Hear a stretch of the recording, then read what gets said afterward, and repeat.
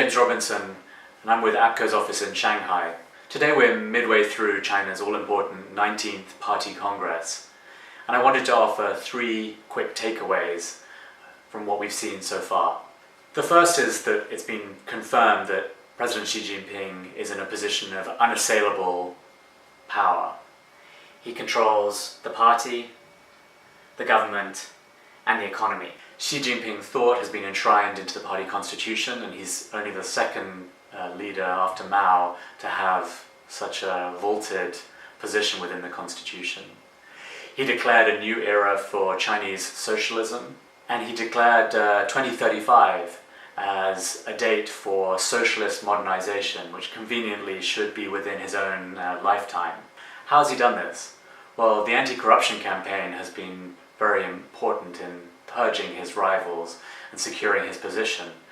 But just as important is the anti-corruption campaign's ability for him to control government officials and business leaders moving forward, always holding the threat of corruption over their heads in case they're to step out of line. The second takeaway relates to China's role in the wider world.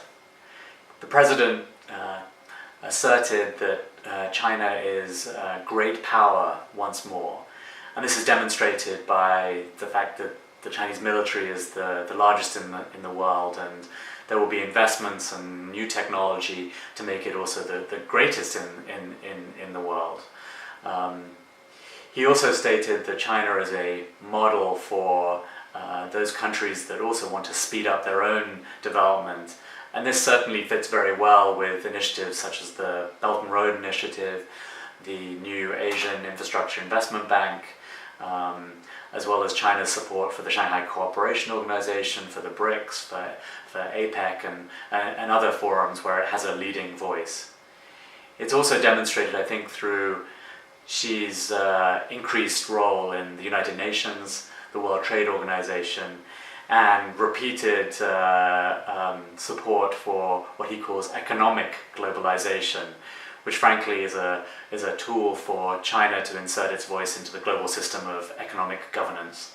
The third takeaway relates to business, and this is really my personal analysis. Really, business has been put in a position of subjugation to the Communist Party and national priorities.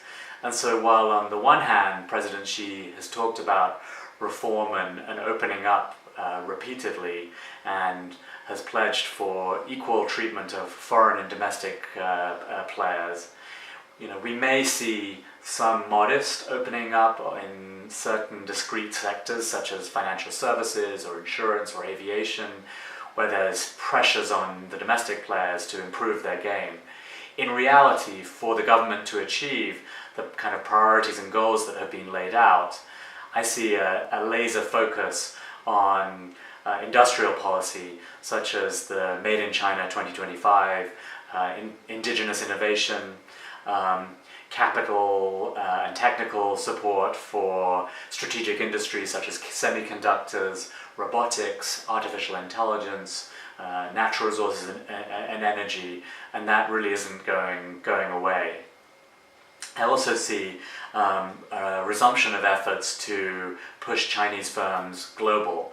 This has slowed down in 2017, but I think come 2018, you're going to see Chinese companies again looking to acquire IP, brands, and get market access in other global markets.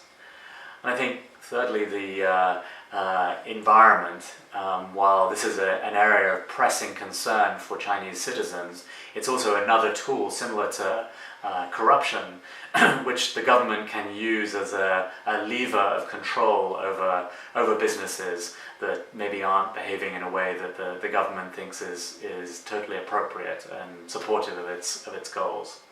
So these are just 3 of the takeaways that we see midway through the Party Congress. Xi is in control, China is ready to become even more assertive on the global stage, and business is subjugated to the party and national goals. The team at APCO will be providing more analysis and perspectives in the coming days and weeks, and so we hope you'll check back in with us.